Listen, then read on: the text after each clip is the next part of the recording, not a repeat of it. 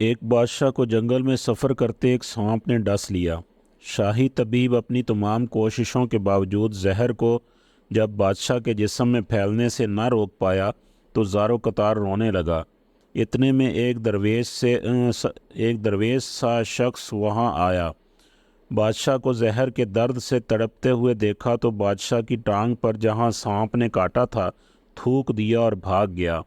بادشاہ کے سارے ساتھی بادشاہ کی فکر میں تھے، اس لیے دیوانے کی اس حرکت پر کوئی بھی درویش کے پیچھے اسے گرفتار کرنے نہ گیا۔ شاہی طبیب نے تھوک صاف کرنے کے لیے ایک رومال پکڑا اور بادشاہ کی زہر سے نیلی ہوتی ٹانگ پر سے تھوک صاف کرنے لگا، مگر پھر حیران ہوتے ہوئے رک گیا۔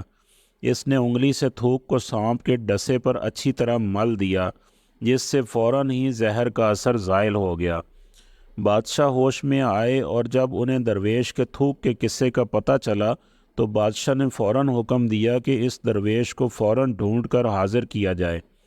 سپاہی چاروں طرف پھیل گئے اور تھوڑی ہی دیر میں درویش کو ایک درخت کے نیچے جا لیا اور پکڑ کر بادشاہ کے سامنے پیش کر دیا۔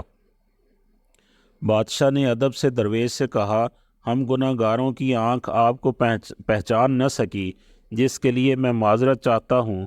آپ سے درخواست کرتا ہوں کہ میری طرف سے یہ قیمتی پوشاک اور عربی گھوڑا قبول کیجیے۔ درویش نے مسکرا کر بادشاہ کی طرف دیکھا اور بولا، یہ گھوڑا اور پوشاک بہت قیمتی ہے۔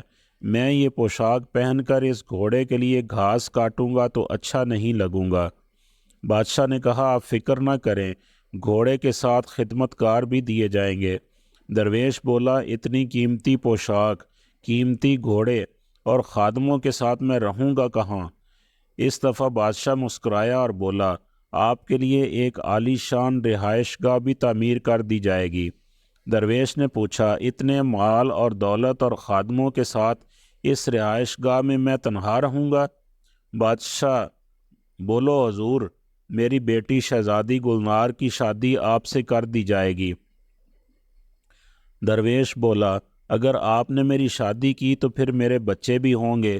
بادشاہ نے جواب دیا، بالکل ہوں گے، ہماری دعا ہے کہ آپ کو کثیر اولاد ملے۔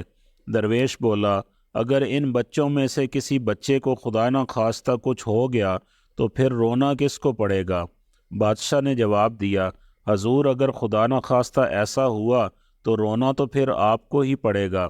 درویش مسکرا کر بولا، اگر یہ سارا کچھ لے کر مجھے رونا ہی پڑے گا تو بادشاہ سلامت، آپ اپنا گھوڑا اور قیمتی لباس واپس لے لیں، میں اپنی درویشی میں خوش ہوں۔